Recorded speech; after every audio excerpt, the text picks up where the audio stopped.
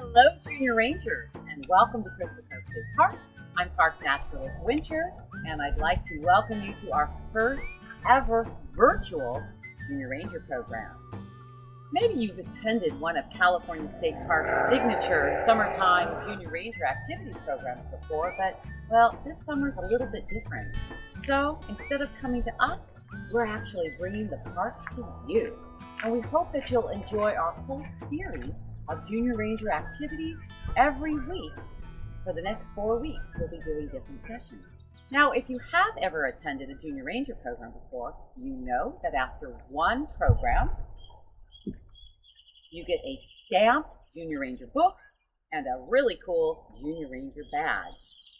For 5 programs, at any of California State Park's Junior Ranger programs, you get a poster. And for 10 programs, you get a certificate and a patch. At the end of today's program, I'll let you know how you can contact me, tell me that you stayed through the entire program, and I'll be happy to send you your Junior Ranger book and your Junior Ranger badge. So let's get started. One of the things we love to do here at Crystal Cove State Park is we love to go hiking.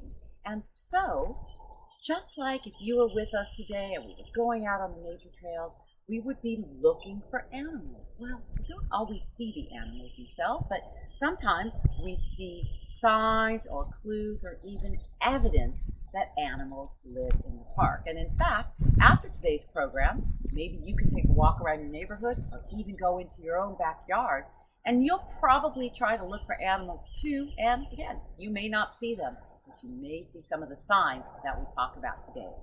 So one of the first things that we look for when we're hiking on the backcountry trails are tracks or paw prints. And I have a couple of little displays here of 2 of the animal tracks that we often see. The one on my left is from a dog or a canine. The one on my right is of a cat or a feline. Well, we don't have puppy dogs and kitty cats here, but we do have coyotes and we do have bobcats. So what's the difference between these tracks? These are going to be of the largest tracks that we see in the backcountry, and they look sort of similar. Probably the main difference is that on dogs, you see the claws. If you have a dog at home, you know that your dog can never sneak up on you. They make lots of noise when they walk. If you have a cat, on the other hand, cats, you don't see the claws. And the reason is because cats have retractable claws. When they walk, what did I say? I said silently. Cats are stealthy hunters. And when they walk, they put their claws inside their little pockets so that they can better sneak up on their prey. So we look for all sorts of tracks in the backcountry, anything from mammals like coyotes and bobcats to snakes, birds, and even frogs. Another thing that we often find are animal scat, or another word for poop. We find lots of poop in the backcountry, and although I know that may not sound very exciting, it's actually really important for park managers to know who's living in the park. And by finding their scat, not only can we determine who's living in the park, but what they've been eating. Here I have a little scat chart. This little display shows some of the more common scats from some animals living around this area. We have anything from a bee to a bat to a raccoon, all the way to a cottontail, a mule deer, and then down here is even a mountain lion. Here's some rubber bobcat scat, and again, I know that seems gross, but if I was to see this while walking on the trail, I would notice that it was full of fur. Well, the reason it's full of fur is because bobcats are carnivores or meat eaters, and they eat other animals. Here's a skull of a bobcat. Sometimes we actually find skulls in the backcountry, and you can notice these 2 long canine teeth. Animals that are meat eaters have those teeth, helping them to grab and to tear. Some animals are omnivores, which means they eat both plants and animals, and their scat's going to look a little bit different. It might have some hair or fur, but it also might have some berries.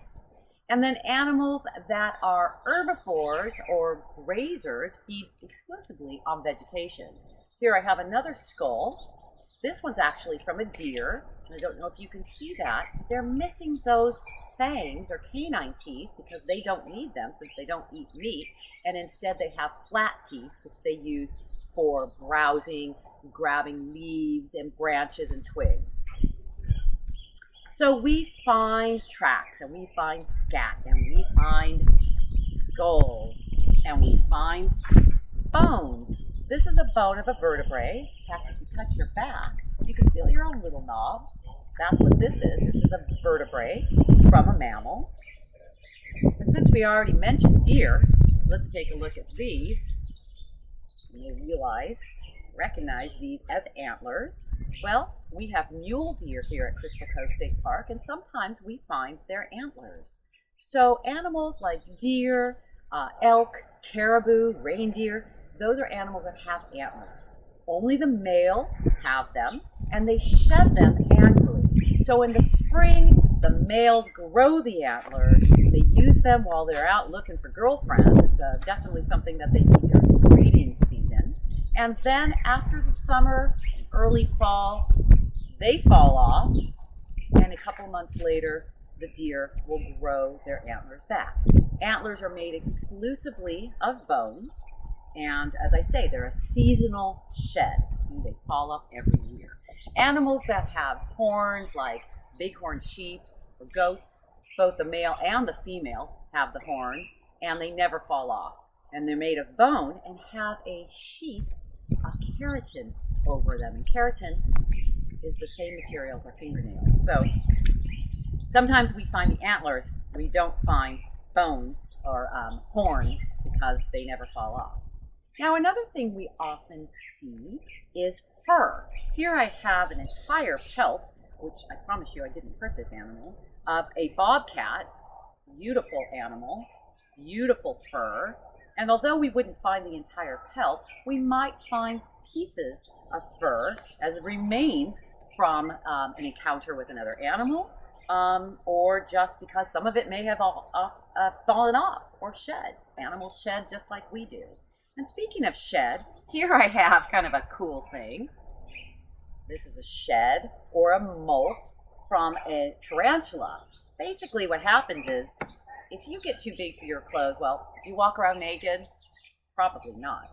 If an animal like a spider gets too big for its exoskeleton, it stretches out, cracks in two, and then the animal walks out, has a nice new exoskeleton, outside skeleton, and leaves the shed or molt behind. So that's what we have here, and we often see molts from animals that shed their skin.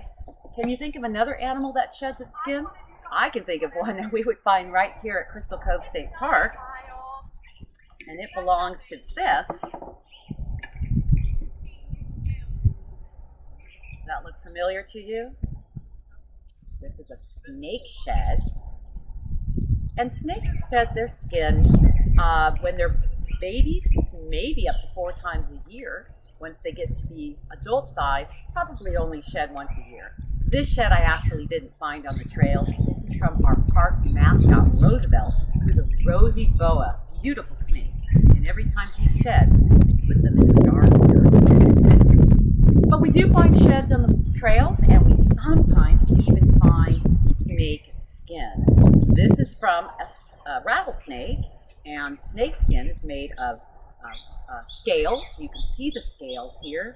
Beautiful skin. And as far as a rattlesnake is concerned, well, you know what that means.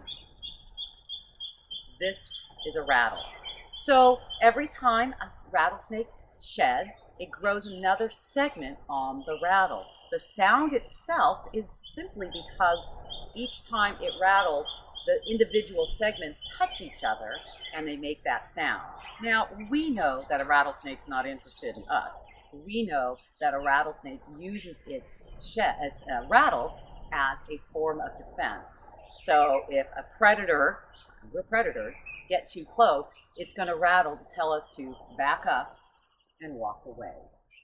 So we find all sorts of cool snake stuff in the backcountry, chances are the one thing we're going to see more frequently than anything else, though, is their track. You can see the slithering S shape of a snake as it made its way across the trail. So what else do we find in our wilderness area? Well, how about birds? We have lots of cool things about that birds leave behind. One, of course, are nests. This nest came from an oriole, beautiful bird here. We have the northern oriole, and they make a woven nest, usually hidden up in a tree. This nest is another kind of interesting construction. It has all sorts of natural materials like twigs, grass, some leaves, but it also has some things left over from humans. There's some lint from our dryers. It looks like some string. And this is from a bluebird. Now, what goes inside a nest? Well, usually birds are going to lay their eggs inside a nest. Here I have kind of an interesting display of bird eggs. And if you look closely at this, you'll see some of the eggs are big. Some of them, of course, are very, very small. There's the smallest one right in the center. It looks kind of like a jelly belly. Any idea what bird makes the smallest nest? Smallest nest and smallest egg, and of course has the smallest chicks? Well, of course, that's from a hummingbird. Don't know if you can see it down there. It looks like a jelly belly or a tic tac.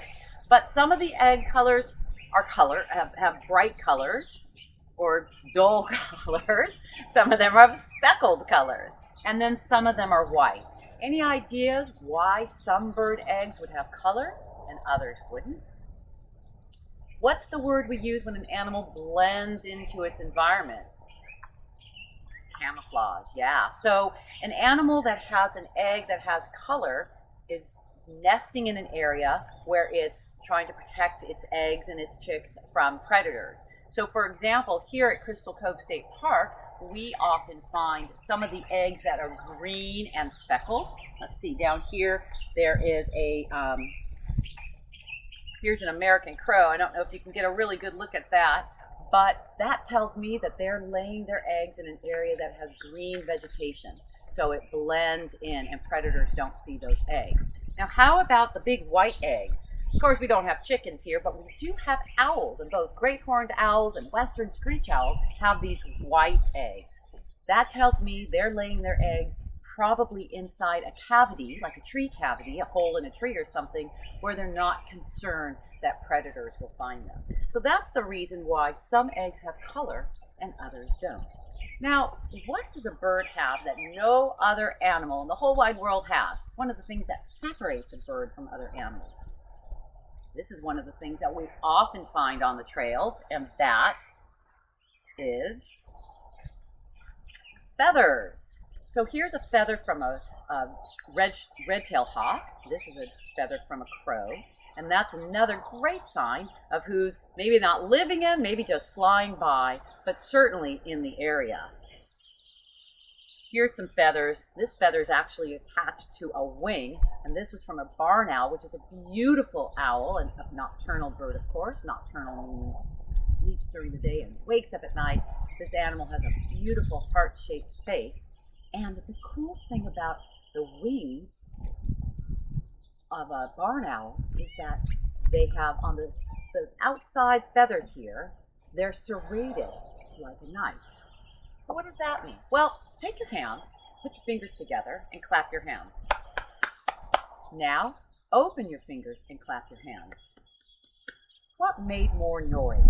Was it when your fingers were closed or when your fingers were open?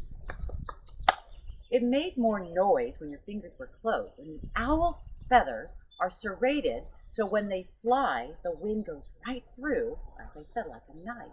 And so when they fly, once again, I said silently.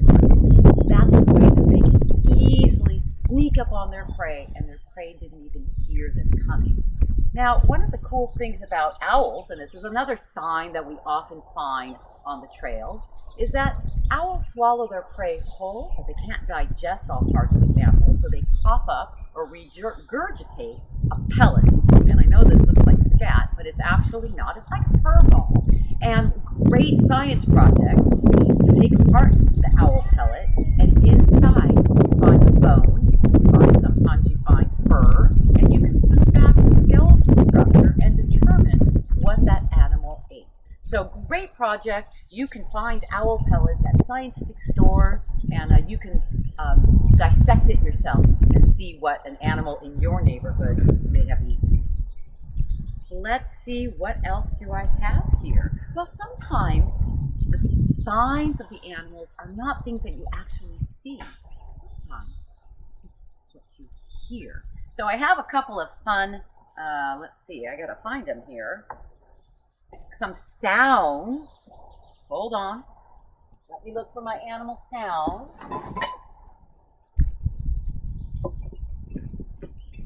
And see if maybe you know these different calls. Ooh, there's some real birds right here. So listen to this.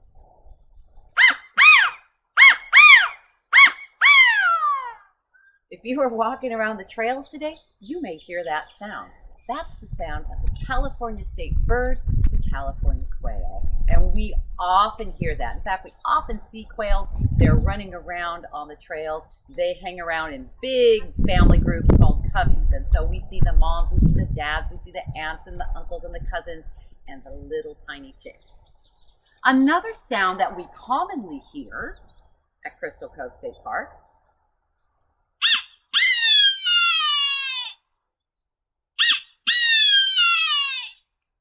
Do you recognize that animal, the bird call? Well, that belongs to the bird I mentioned before, the largest raptor or bird of prey that we would find around here, and that is the red-tailed hawk. And finally, the last sound I have, kind of a fun one. I know you'll recognize this. Oh. That's a duck. So sometimes it's not something that we see, but the evidence is actually something that we hear. Now, some of the evidence that we find in the park are not things that I could actually bring out and show you. But if we were walking along a trail, we might look behind us and notice all the vegetation was flattened. Any thought what that might be? Well, kind of like a runway. So sometimes animals bed down for the night and they find a place and they sleep and they leave a depression or all of the broken vegetation. Sometimes they make trails. A lot of times if you're out in the wilderness, you'll see what looks like a path, and chances are it was an animal trail. Another thing we sometimes see is on the leaves. If you look at the leaves on the tree and you notice little holes in it, what do you think those holes might be? Well, chances are another animal was actually eating that leaf. That's a sign of an animal living in the park. And even more interesting, on the back of that leaf, sometimes we see what looks like a little blemish. And what that is, it's called a gall. And galls are kind of like cocoons. An insect, oftentimes we find wasps, they put their gall, they create this gall, again, like a cocoon, and the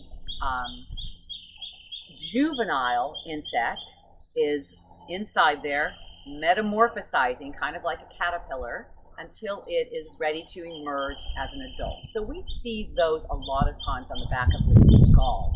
And here at Crystal Cove State Park, all throughout the summer, on a lot of the vegetation, we see another kind of cocoon, and it looks like spit, or it looks like marshmallow. And you think, what is that? Well, what it is inside that little wad of spit is a bug called a spittle bug. And as I say, it's the immature or juvenile form of that insect, metamorphosizing, growing, and changing into the adult leafcutter insect, spittle bug. Hope to see those. Hope we make it down here to see them. The last thing I want to show you is, I think, really cool. And to demonstrate, I actually have a beautiful taxiderm. This is a real burrowing owl. Unfortunately, it's no longer alive, but we stuffed it so that we can show you what a burrowing owl looks like, but more importantly, a burrow. And we see lots of holes here in the park, and oftentimes there are animals living inside those holes. Now, burrowing owls and snakes, they don't make holes, but they live inside the holes or burrows of other animals, usually rabbits, squirrels, other types of rodents make burrows. Gophers have gopher holes, and those are the animals that make them, and then a lot of other animals decide to use them. So burrows. Once again, there's all sorts of signs, all sorts of things that I didn't even mention that you might see if you're out in an open space, a nature area, even in your own backyard. So I hope after today's program, you'll go take a walk, you'll look for some signs, and hopefully you'll find evidence of animals living in your area. Now, I want to thank you for enjoying our Junior Ranger program today. And if you would like to get your book and you would like to get your badge, you can contact me at crystalcovestatepark.org. Look under our summer activities and you'll find my email address there. Send me an email telling me that you attended our Animal Evidence Junior Ranger program. Give me your address and I'll be happy to send you off our little goodies. So thank you so much for joining us today. Again, I hope you enjoyed learning about animal evidence. I hope you'll get out there and look for clues, look for signs, and more so, I hope that you'll come visit us at California State Parks. Thank you. Bye.